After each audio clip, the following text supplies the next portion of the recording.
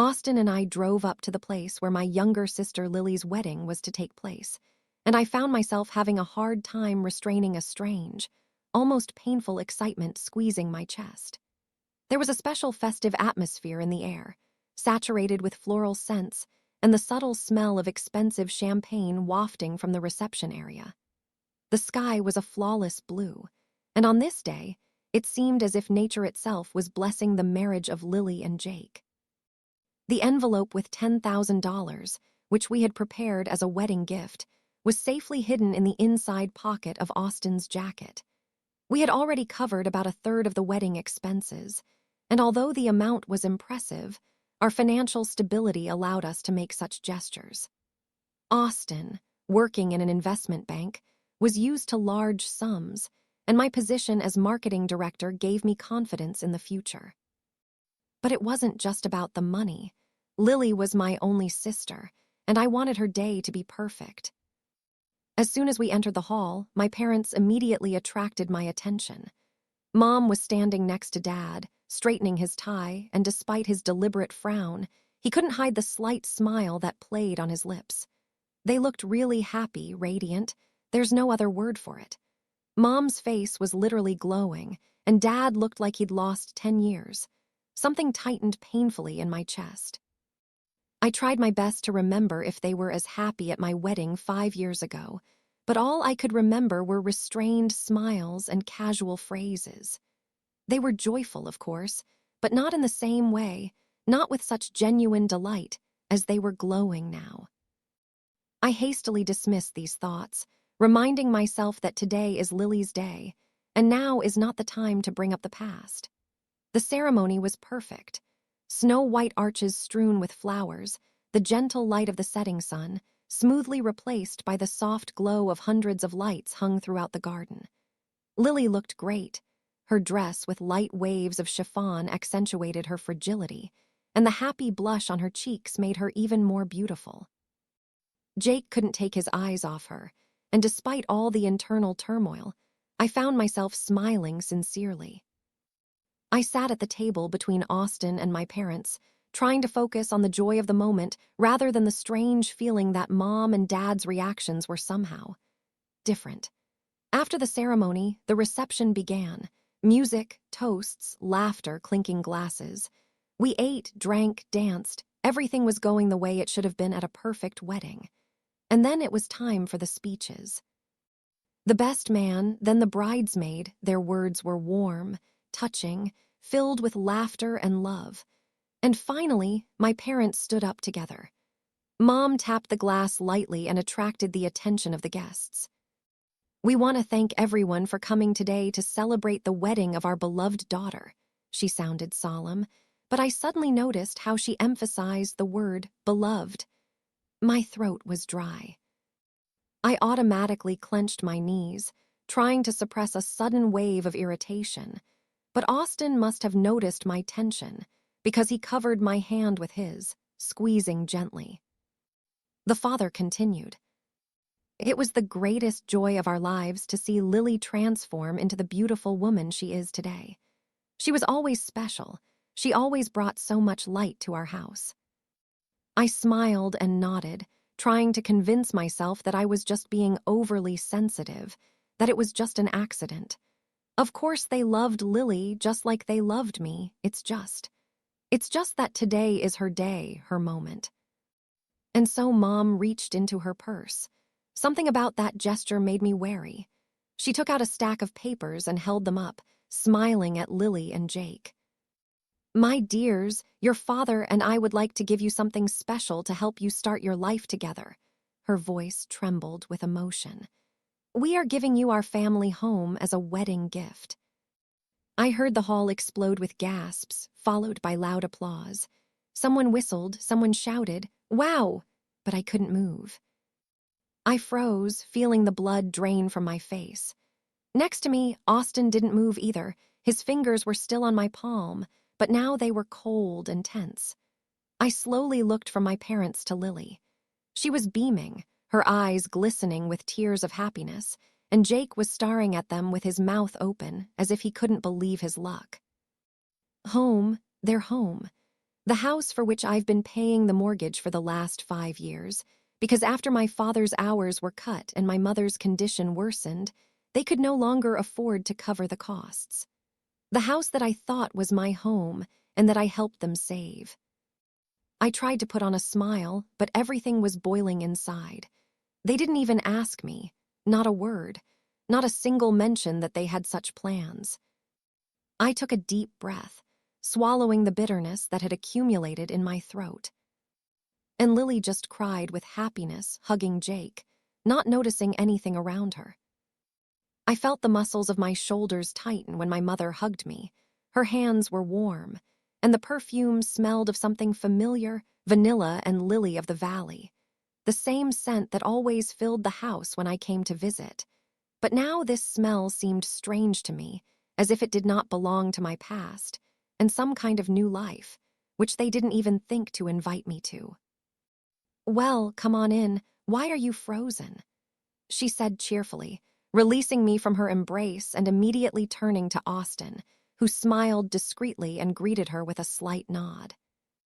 I stepped inside, and immediately a wave of strange feeling washed over me, a mixture of something painfully familiar and completely alien. The furniture was in its place, the same family photos hung on the walls, but something was wrong, almost imperceptibly, but palpably.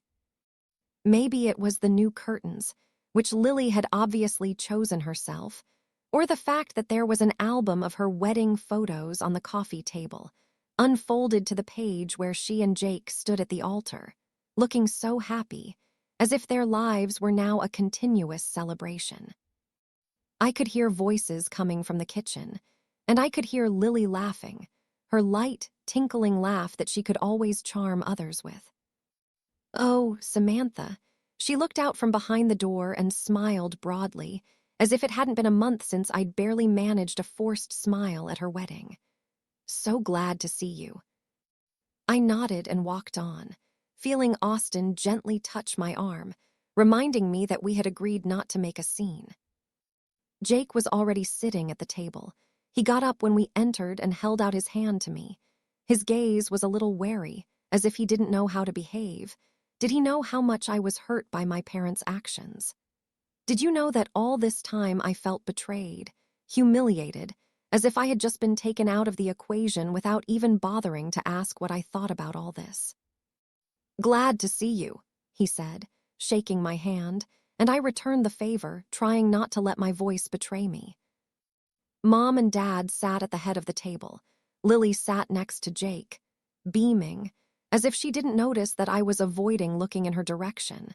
And Austin sat next to me, his hand barely touching my knee under the table, making it clear that he was there, that he supported me, even if I feel lonely in this house that I once considered my own. Dinner began with the usual conversations. Mom told how they went to the store to buy new furniture for Lily, how they helped her settle in, how Dad was already getting used to his new role as a grandfather. Yes, that's what she said. Grandpa. Because Jake had a younger brother who recently had a son, and now my parents are happy to join a new family, as if this was exactly what they always wanted. I nodded and pretended to listen, but everything inside me was turning over. They never once asked how I was doing. They didn't ask about my work. They didn't ask how Austin and I were, as if I had ceased to exist for them outside this room, as if I was just a random guest in a house that they gave without a single word to me. The man who saved him from bankruptcy, who paid the bills, who thought he was doing it for them. And then Mom, as if casually, said, "By the way, Samantha, Dad and I will need to stay with you for a while." I looked up, feeling the words stick in my throat. "What?"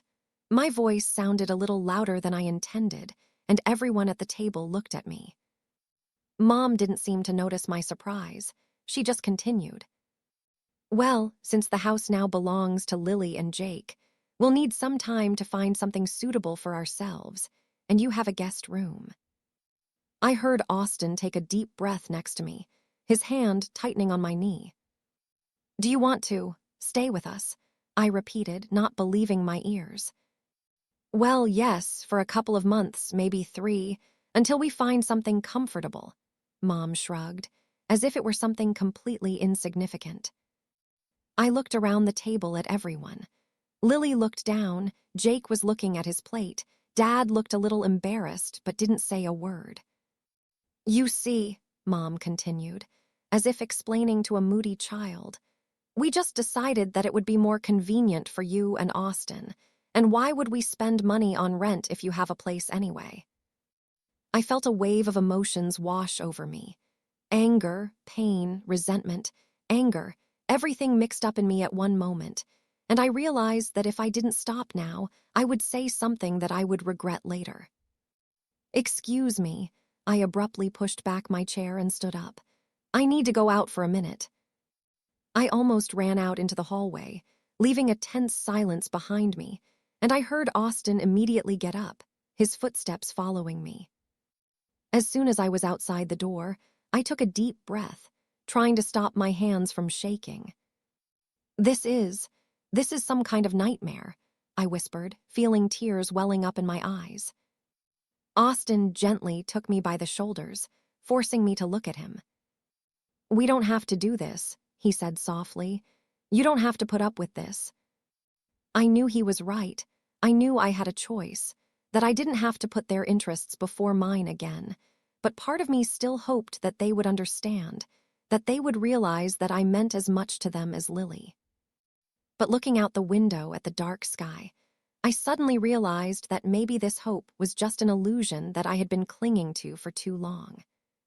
Samantha, Lily raised her head from her plate. Her voice was sweet as honey, but there was caution in it, as if she knew in advance that I wouldn't like it. Don't be so harsh. It's not the end of the world. Parents are just asking for a little help. And honestly, do you really need this house that much? I felt Austin tense slightly next to me, but for now he was silent, letting me handle the situation on my own.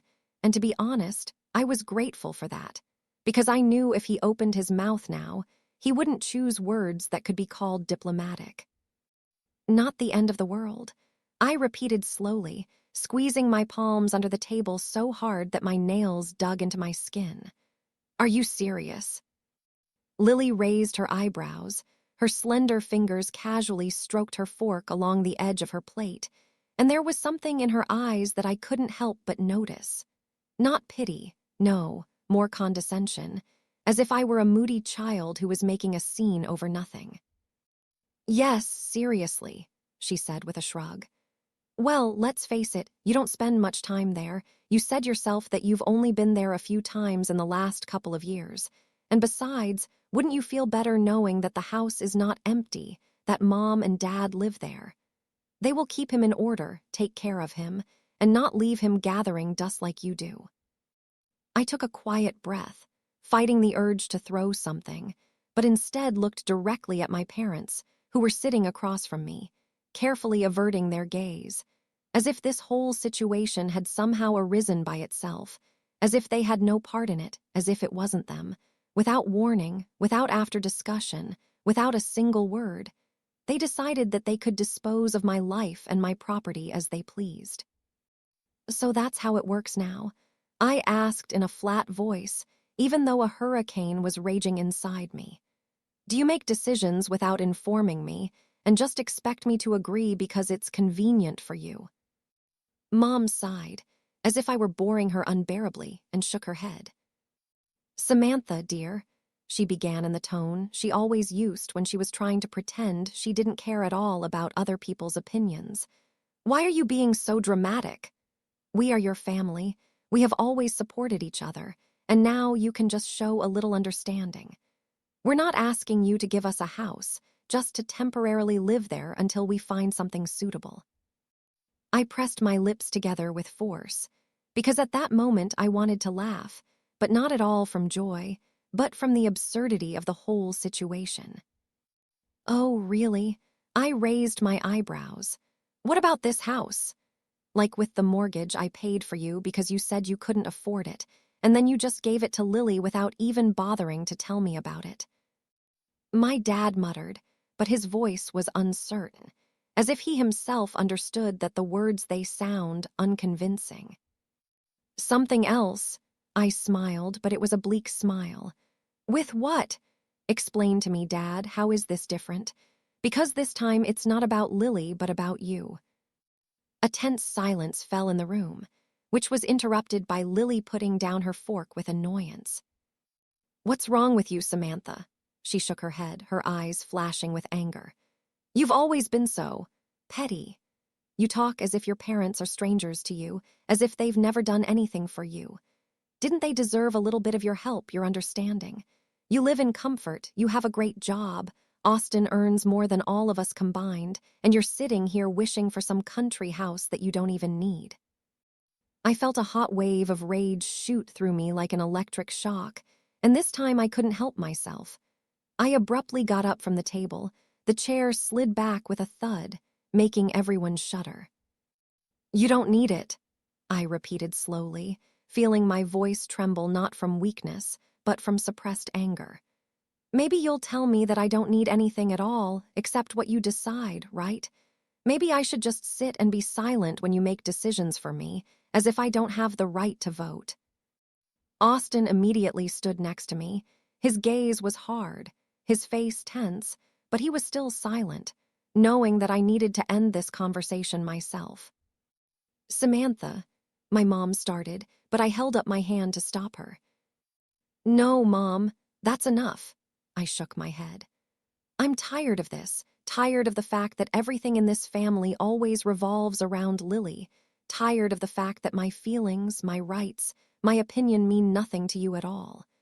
You didn't even ask me what about this house, because you knew I would say no, and you didn't want to hear that no. It was easier for you to just put me in front of the fact. I took a deep breath, trying to calm myself, but nothing helped. And I'll tell you what, I continued. No, you're not moving into my house. None of you. This is MY home. I bought it. I paid for it. I worked nights and weekends to afford it. Do you think you can just take it like you took this one? No, I won't let you do that. I looked straight into Lily's eyes, and she was the first one to look away. Well, that's fine, she muttered, staring at her plate again. Take your house if you care so much about this stupid property. Mom sighed and shook her head, as if disappointed in me, and Dad just looked tired. I knew this conversation was over. I knew that everything would change now, but I didn't feel any regret or guilt, just a strange, unusual feeling of freedom. It was an unknown message to me, not from my parents' number, not from Lily's number, but as soon as I saw it, something seemed to tighten in my chest. Some invisible hand squeezed my ribs, squeezing out all the air. Samantha, it's urgent. Your father is in the hospital. Call me, Mom.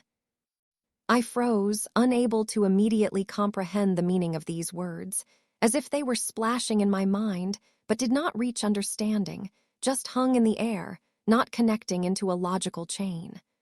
My father, in the hospital. I abruptly got up from my chair, banging my knee on the edge of the table, but I didn't feel any pain. Thoughts were spinning wildly in my head. Is this true, or just another attempt at manipulation? They know that this is the only thing that will get me hooked. They know I can't ignore it. Samantha, Austin's voice brought me back to reality, and I didn't even notice when he entered my office. His gaze immediately shifted to the phone in my hand. What happened?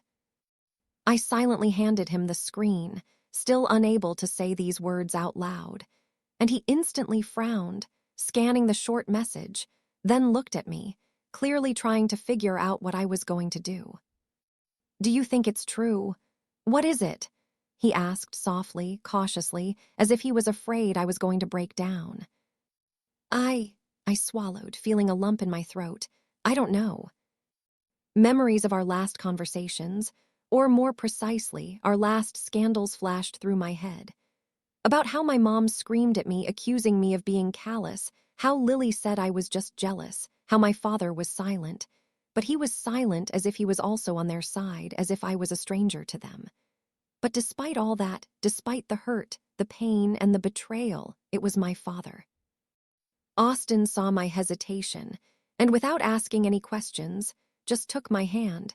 His palm was warm and reliable. "Are we going? What is it?" he asked, not pushing, just giving me a choice. I took a deep breath, trying to control my emotions. "Yes," I said, feeling my voice tremble. "Let's go." The drive to the hospital seemed endless, although in reality the journey took no more than 20 minutes. All this time I was silent, staring out the window while Austin drove, occasionally casting worried glances at me. I didn't know what to expect. I didn't know what I'd hear when I walked through those doors. When we entered the hospital, the cold, sterile air hit me in the face, and the smell of antiseptics, which I always associated with something disturbing and unpleasant, made my heart contract. The receptionist gave me the room number, and Austin and I walked briskly to the right wing. I saw them even before I entered the room.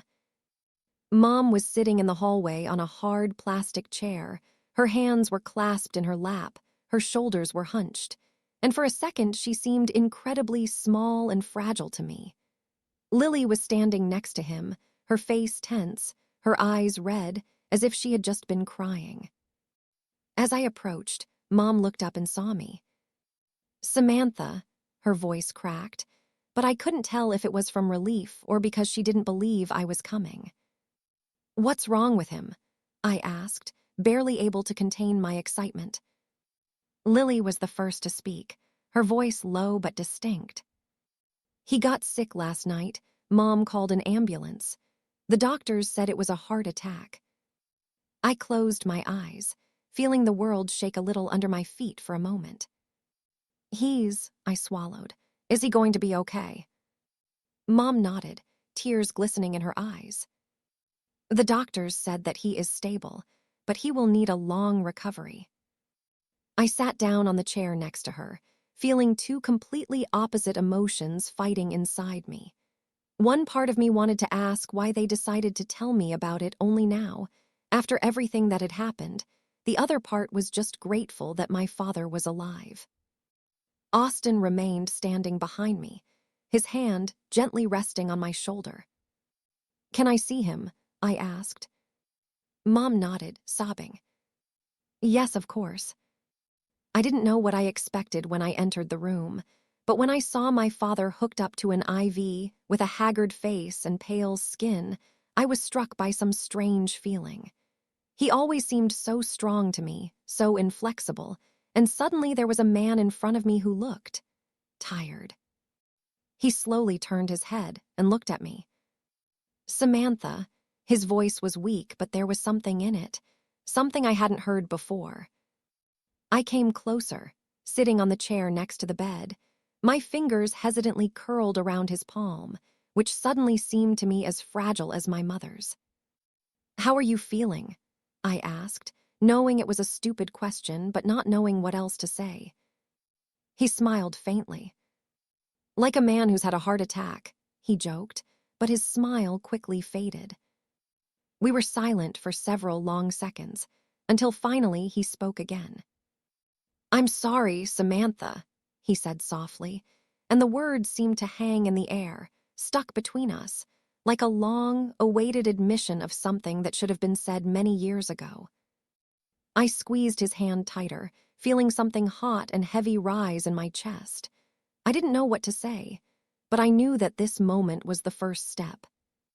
I looked at her face contorted with indignation, at the tears sparkling in the corners of her eyes, and tried to understand at what point everything went as if we were not a family, but strangers caught in the middle of some cheap court thriller, where one side accuses and the other desperately justifies, without even realizing his guilt. "How is it my fault?" My voice was cold, but there was a fire raging inside me, and I could feel the tension in my chest turning into a furious lump that couldn't be contained. "You took my key, which I let you use when you wanted to spend the weekend here, but I never, ever said that you could just move in here against my will." "We didn't move in," my father said sharply, his voice hoarse, as if he had to make an effort to speak calmly, but I could see stubbornness in his eyes. We just decided it was the best option for all of us." The best option, I repeated with a bitter laugh. For whom? For you. Mom threw up her hands, as if I had mortally insulted her. What's the matter with you, Samantha? We are your parents. We gave you life, raised you, provided you with everything we could, and now you're doing this to us. Are we worse than some strangers that you call the police when we just wanted a little help? Austin, who had been standing next to us all this time and silently listening to this circus, suddenly took a step forward. His face was calm, but something hard flashed in his eyes. The fact that I saw him when he was faced with arrogant, deceitful clients who tried to get out before the law. I'm sorry, but let's get this straight. His voice was flat, but there was steel in it. You didn't just ask for help, you tried to take someone else's property. You didn't ask Samantha, you didn't discuss it with her, you just decided that you had the right to do it. Oh my God. Mom threw up her hands as if she couldn't believe her ears. Austin, at least don't screw her up.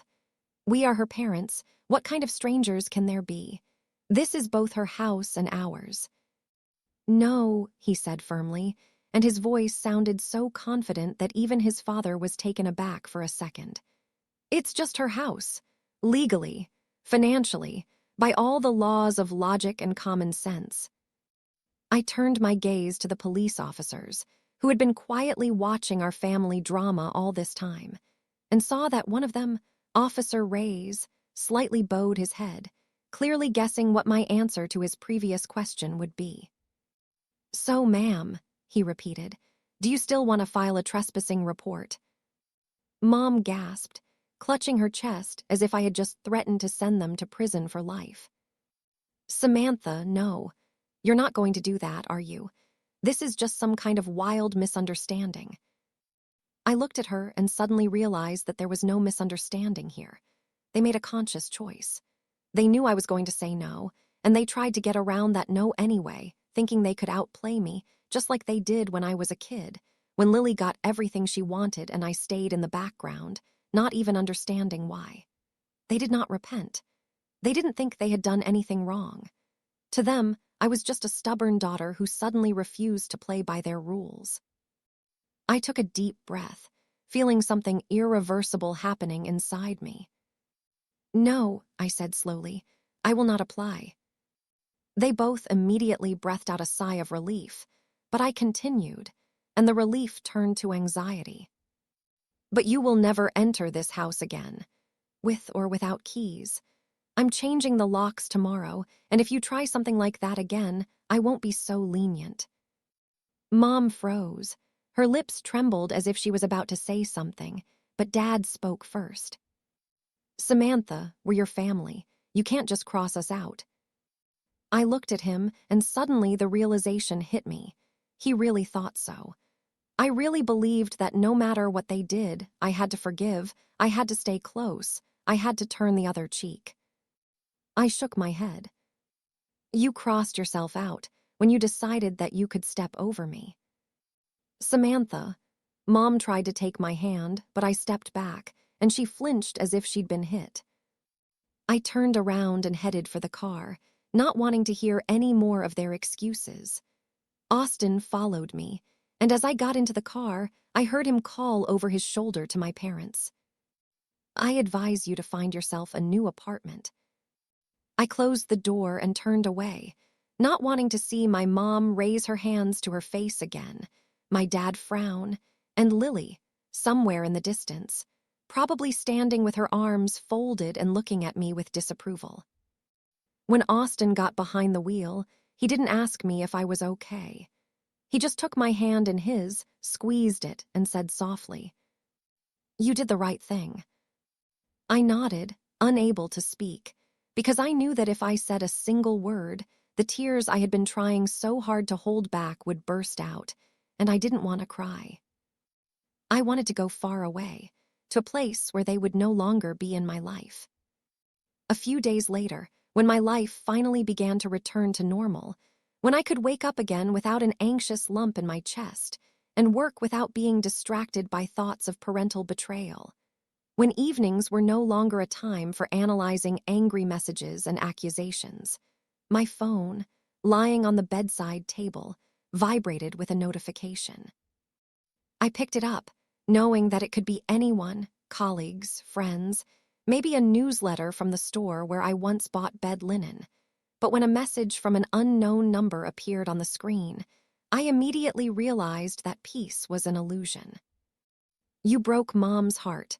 Are you satisfied? I hope you're happy, Samantha, because she cries all day long. Dad, too. They have nowhere to go now. It's all because of you. You've always been jealous of me. You've always wanted to steal everything that belonged to me, and now you've achieved your goal. I hope it makes you feel better. Lily. I sighed and slowly put the phone back on the bedside table, letting the words settle in my mind, but not letting them enter my heart. I've been waiting for this. I knew it would be like this. Austin, who was lying next to the book in his hands, turned to me, and seeing the expression on my face, immediately realized that something had happened. Have they started again? What is it? He asked, putting down the book and looking at me intently. I nodded. Lily. She writes that Mom is heartbroken, that Dad is suffering too, that they don't have a home anymore. Austin sighed softly, but there was no surprise in his eyes. Of course, he said. What else can you expect from them? I shook my head, going over possible answers in my head. But in the end, I just picked up the phone and blocked the number without writing a word. You won't answer, Austin asked. No, I said firmly. It doesn't make sense. If I answer, she'll only get angrier. If I explain my point of view, she won't hear it anyway. She doesn't want to understand. She wants to blame. Austin didn't mind. The next day, when I arrived at work, trying to focus on a campaign that we were preparing for one of our major clients, I noticed that my mailbox was full. Besides work emails, there was one that stood out from the rest. Sender, Lily Wilson. Subject, family doesn't do that. I closed my eyes before opening the letter, as if that might change its contents. Samantha, I've tried to be patient, but your behavior is beyond reasonable.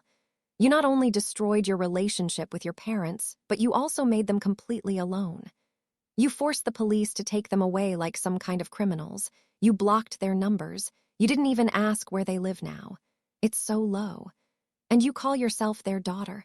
A family doesn't do that. I do not know what you are trying to prove, but know this. You will never be my sister after this. You betrayed us. You'll be ashamed when you realize you're all alone.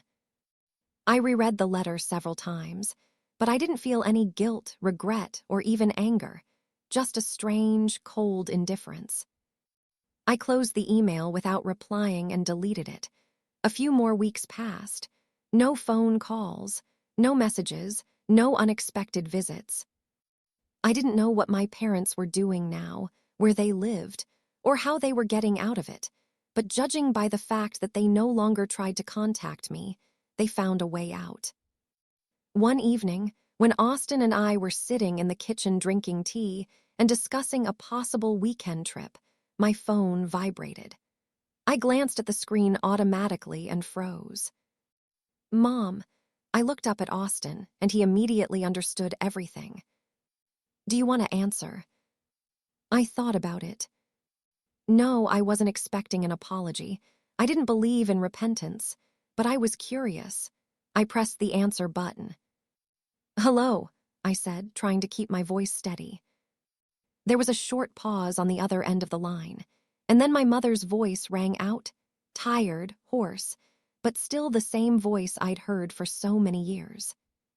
Samantha, she said softly, we found an apartment. I blinked at him. Okay, was all I said. She's a little girl, Mom continued. Much less than we're used to, but she's ours. I didn't know what she expected from me. Congratulations.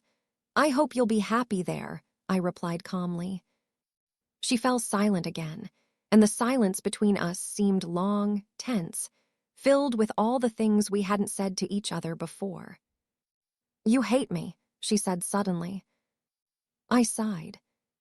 No, Mom, I don't hate you. Then, Why don't you want to be a part of our family anymore? I closed my eyes.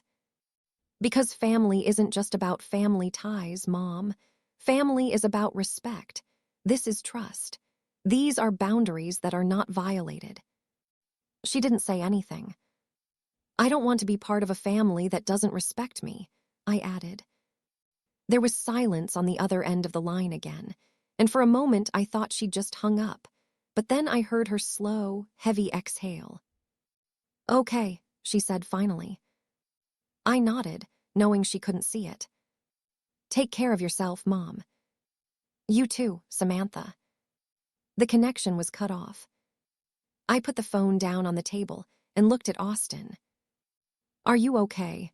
What is it? He asked softly. I thought about it. Yes, I was fine. Just a couple of minutes after posting the post, my phone started vibrating from a continuous stream of notifications. Likes, comments, reposts. My truth was spreading across social networks at an incredible speed, and I knew it would cause a real storm.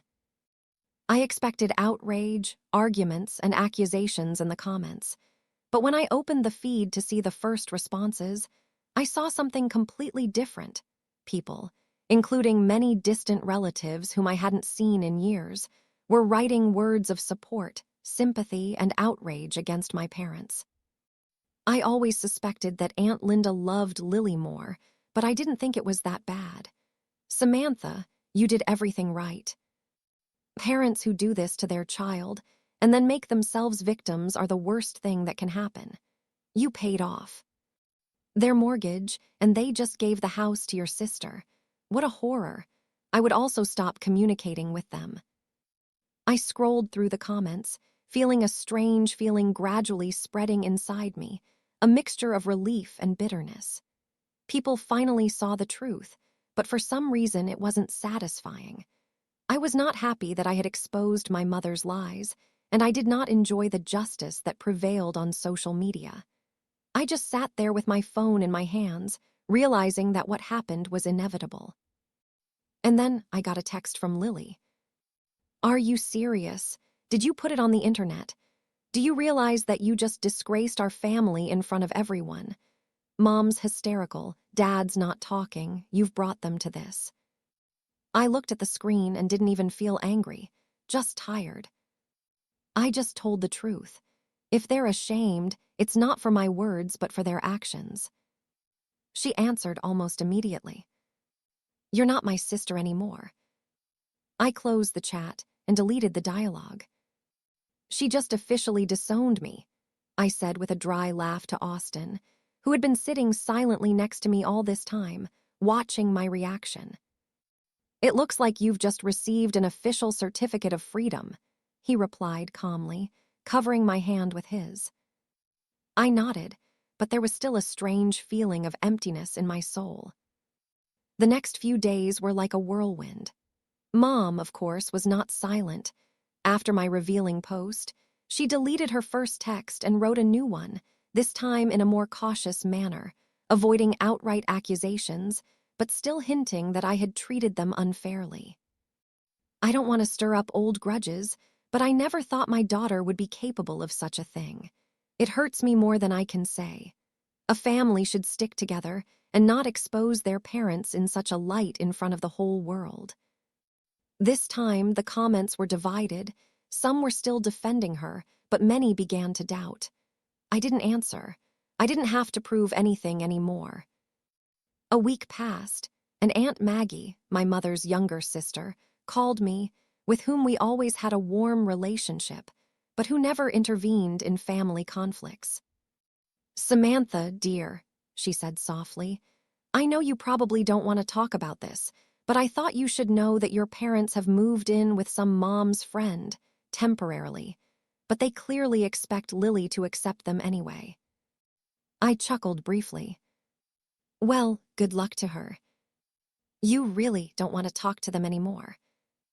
I thought for a moment before answering. I want them to finally realize that they've treated me unfairly. I want them to understand that I wasn't just a convenient wallet for them to empty whenever they wanted. But I don't believe it will ever happen. Maggie sighed.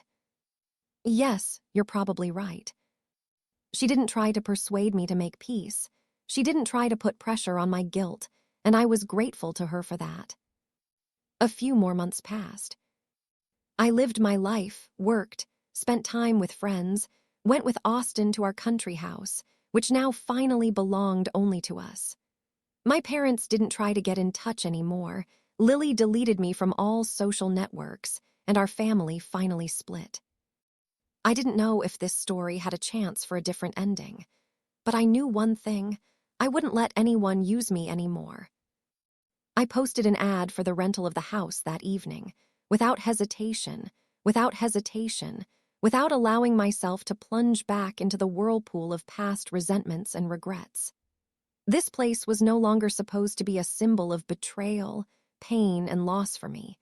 It was supposed to become something new, free from the shadow of my family. And if I couldn't use it the way I wanted, then at least I could benefit from it. The very next day, I started getting feedback, and just a week later, I signed a contract with a couple who dreamed of a weekend retreat in the countryside. When I arrived there for the last time to hand over the keys to the tenants, I paused for a moment at the front door, allowing myself one last look at this house, which once seemed to me my safe place. Now it was just a house, a building made of wood and stone, no different from hundreds of others. I exhaled and walked out the door, feeling lighter with every step. It's been a few months. Autumn gently replaced the summer heat, and life gradually returned to a calm course. Work went on as usual. Weekends were spent in cozy evenings with friends and small trips with Austin. My country house brought a stable income, and the phone was silent. My parents no longer tried to get in touch, Lily too. But I knew it would happen sooner or later, and it happened.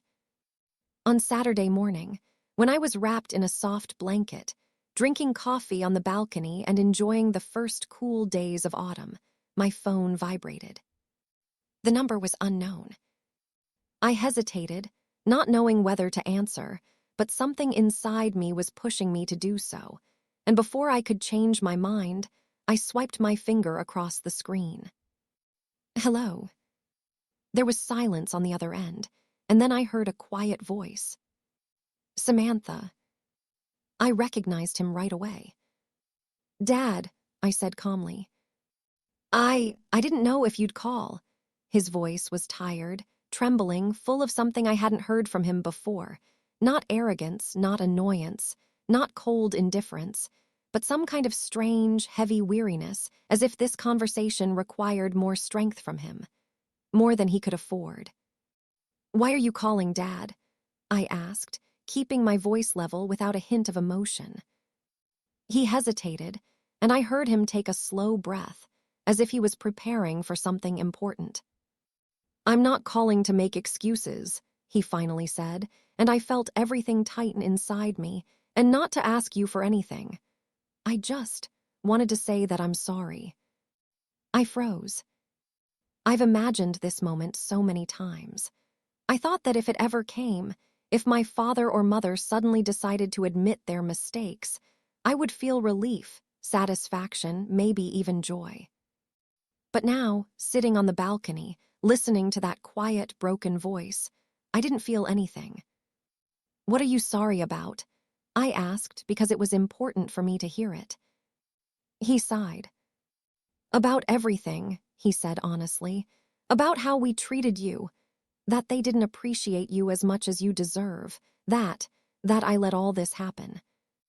I closed my eyes, clutching the cup tightly in my hands. Why did you suddenly realize that? I asked, unable to contain my bitterness. Why now, Dad? When did so much time pass? He didn't answer right away. Because when Lily refused to help us, when she just closed the door in front of us, I suddenly realized what it was like to be someone who was not heard, who was not appreciated. I remembered you, Samantha, and I realized what we had done. I opened my eyes and looked outside, where the trees were already beginning to change color, as if nature itself wanted to tell me that everything was changing, even what seemed unchanged. I didn't know what to say. A few more days passed after that call. I didn't tell Austin. I didn't tell anyone. I was just trying to figure out what it meant to me. And then Mom sent a letter. A real letter, handwritten, in an envelope with her smooth, neat handwriting. I hesitated to open it for a long time, but when I tore open the envelope and unfolded the sheet, there were no accusations, manipulations, or dramatic exclamations inside. There were only words that I thought I'd never hear. Dear Samantha, I don't expect you to forgive us, and I don't know if we deserve it. I just want you to know that I'm sorry. I wish I'd been blind. I'm sorry that I hurt you. I'm sorry I lost you. If you can ever give us a chance to explain ourselves, I'll be waiting. Mom. I read the letter over and over again, not knowing how to feel. I wanted to get angry, to say that it was too late, that one letter couldn't erase everything that had happened. But a part of me felt that maybe this was the moment when everything could change, when I could choose what my life would be like next. I didn't know if I was ready for this yet. But I knew that now this decision is only mine.